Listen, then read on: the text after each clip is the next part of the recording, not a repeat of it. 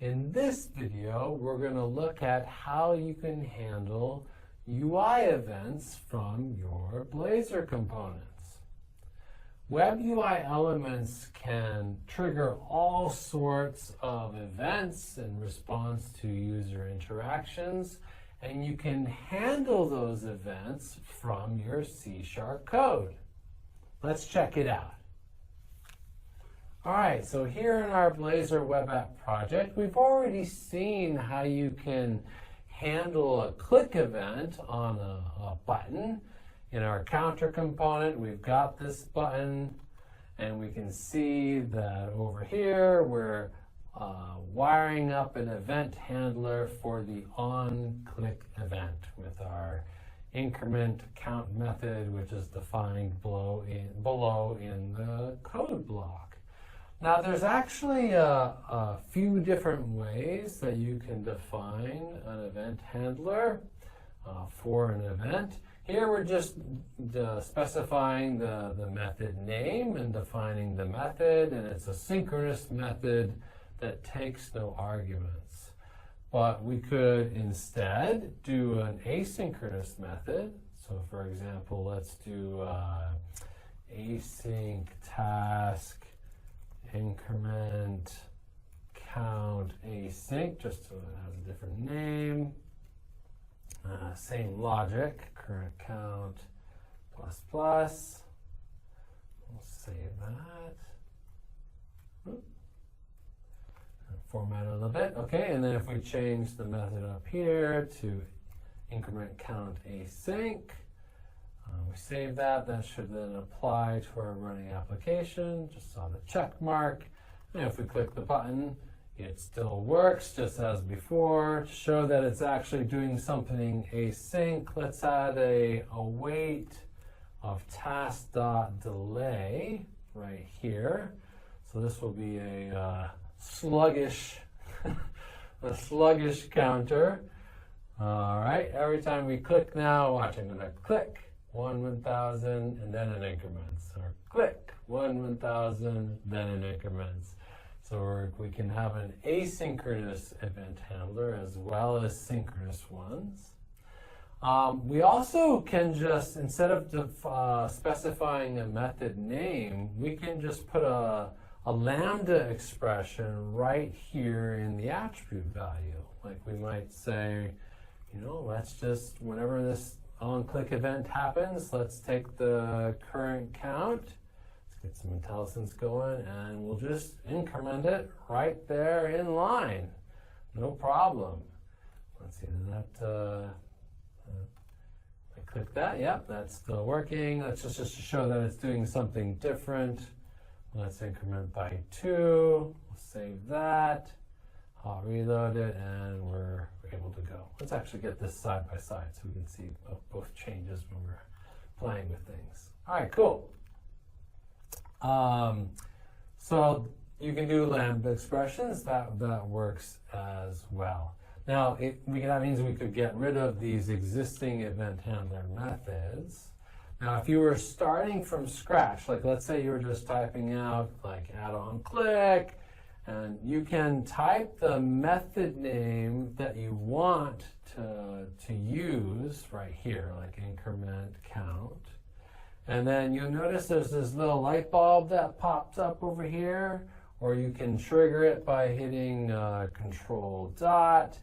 And that will show you this code action to generate either a synchronous or asynchronous event handler for that event. And it knows what type of event it is. Let's do the synchronous one. And this looks pretty similar to what we had before, but now it has an event argument. It has this mouse event args argument.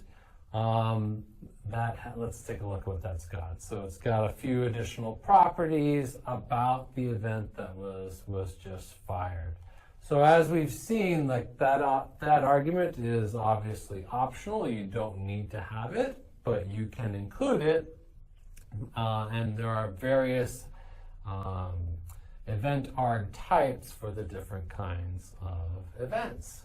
So we could add our code back here, current count plus plus. And then we should be back and running now with the event handler method. And I think I might need to get .watch to restart. Okay, there we go. Are we going? Yes, we're going. Okay. So those are the different patterns for how you can define event handlers, synchronous or asynchronous, with an event arg or without. And you can use the code action to generate them. All right, let's try some different events. What about like on change for an input? So let's add an input UI element right here.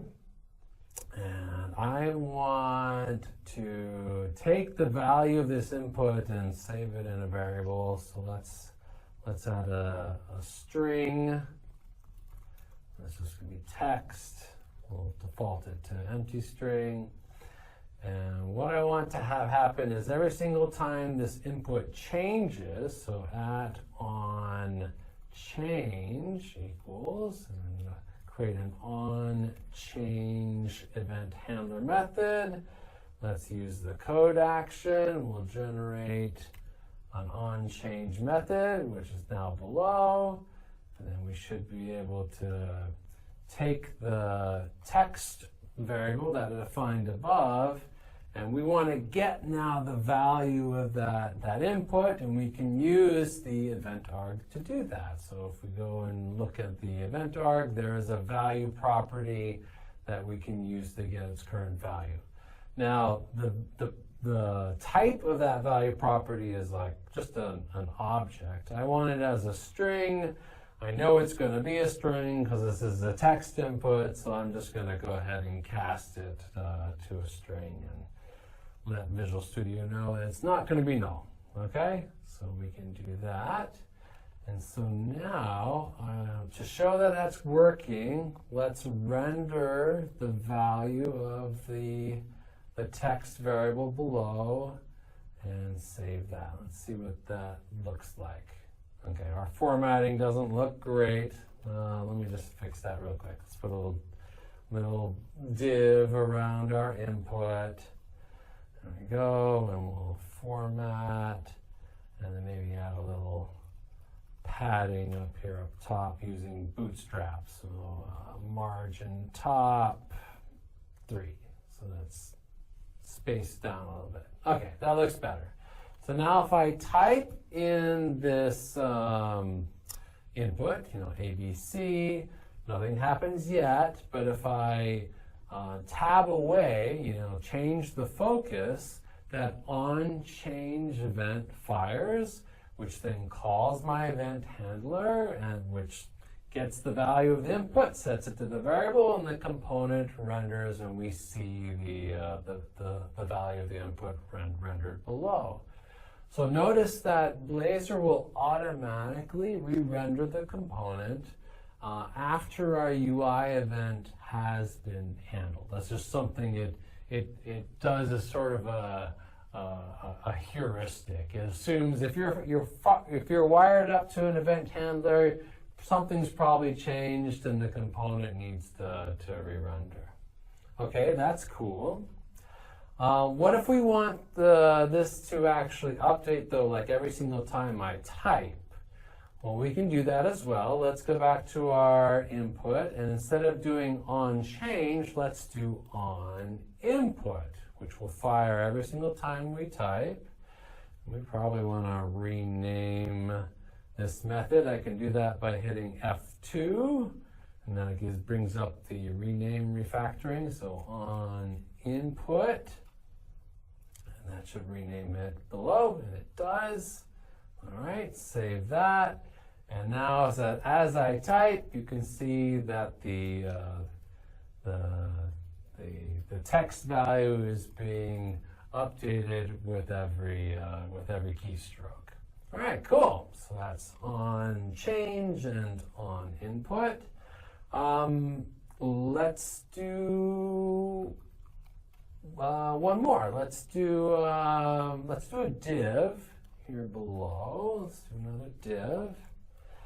And inside this div, I want to render some text. So let's define another string variable, div text, I guess.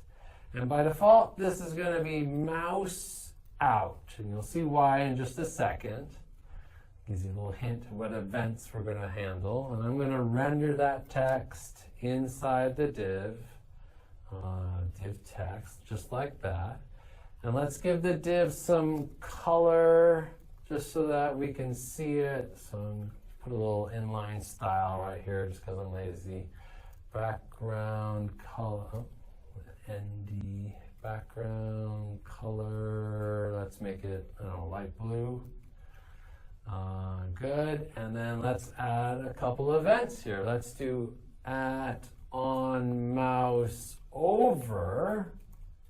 Okay, and we'll create an event handler for that. Mouse over, control dot to generate the event handler. Cool, there's mouse over.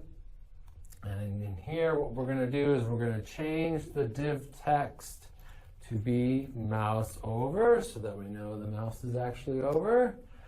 You know, it's getting a little verbose to have all these short little methods. You can see that there's a little code action here that's saying, hey, do you just want to use an expression body for this method? Yeah, that's much nicer. Okay, so let's do that for all of these and make them a little tighter. It's a nice C# feature. Change these all to expression-bodied functions. So we don't need all those curly braces for these single expression methods. Okay, so that's the mouse over method. We want to do one more. Let's do @on. So we got multiple event handlers on this div. Mouse out.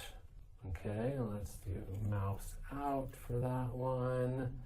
Again, use our little code action, mouse out, and there it is. Okay, so for here, we'll set the div text to be mouse out, like we had set it as the default. Okay, change this to be an expression-bodied method, and we should be good to go. Okay, so let's refresh the page.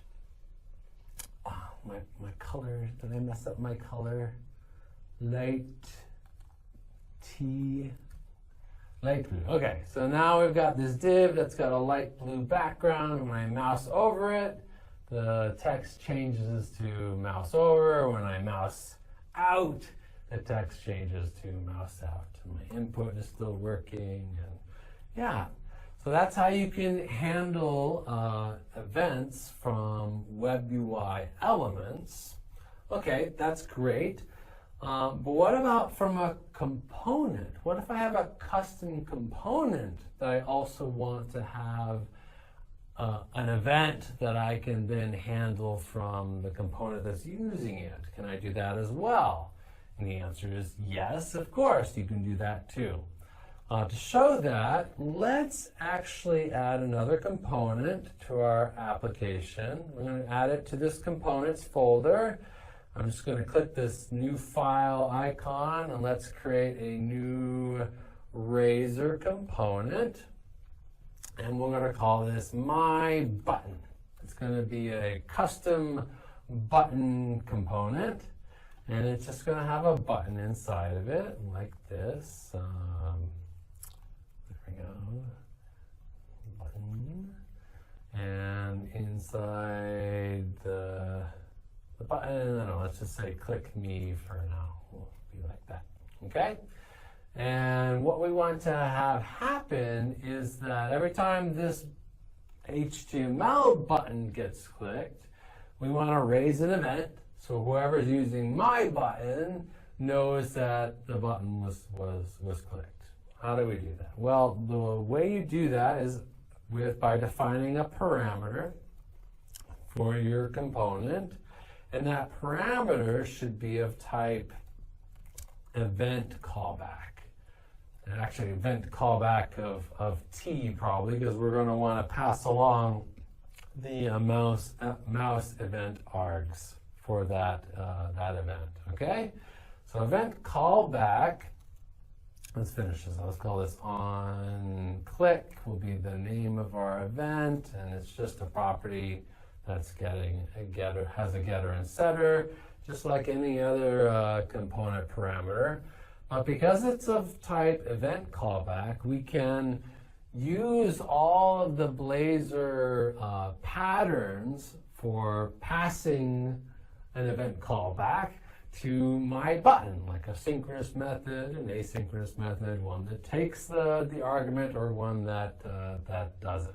Okay, so that's how you can have your own event for a component. Now we need to actually, fire this event, like raise it whenever the button gets clicked. So let's take care of that. So we should go on to our button and add @onClick. And this will be on, let's call it something else, on button click. We already got something called on click. And then we'll use our code action. All right, generate event handler on button click. This one I think I actually want to be asynchronous. I'll show you why in just a second. There we go. Let's have a little white space. Okay, so then in my on button click method, I want to fire that on click event that whoever's using this my button has registered for. So I take that on click event callback, and it has an invoke async method on it that I can just call, and it has a couple of overloads, one that doesn't take any parameters and one that takes that mouse event args parameter. So I'm just going to pass the mouse event args along. And this is an async method, so we can just return the task. Okay? So that's how we could do that. But if we hover over the on-click attribute, we can see that it actually takes an event callback of mouse event args. Like that's the actual type of that attribute. So instead of having that extra layer, we can actually just get rid of this and instead just take our event callback, mouse event args, and just pass it in, just like that. And so that should then call the, when onClick fires, it will then call onClick, which will then fire our event callback, and that will call whoever registered an event handler with this component. All right, let's see if that actually works. So let's go back to our counter. And here, let's go ahead and add another button up above. But this is going to be my button, like that. And we want to register the on-click event that we just defined, and we'll just wire it up to the same increment count method that we're using for the other button. Okay? So save that, and let's go look at our app in the counter page and see what we got. Oh, this looks like .NET Watch needs to restart. Let's tell it to go ahead and always restart if that happens. Okay. All right, great. So now we've got two buttons. We have the original button, which works, and then we have our button, our new button, which works as well. We're able to handle the button click event for our my button component. Now, there's obviously a couple things that we'd like to fix up with our my button component, like right now it always says cook me in the text. How do we make it so that we can actually pass some content to my button so that it renders it inside of the HTML button? Well, there's a way to do that. In my button, we can define another parameter. So another component parameter like this. And this one is going to be of type render fragment. So this is a special type. There it is, render fragment. And we're also going to give this parameter a special name. It's going to be called child content, and that's important because that's the name that signals to Blazor that this is going to be the capture the content of the my button component. The stuff in between the beginning tag and the end tag. And what a render fragment is, it's like capturing the chunk of Razor stuff that you put between the beginning and end tag of my button, and allows you to then render it someplace else.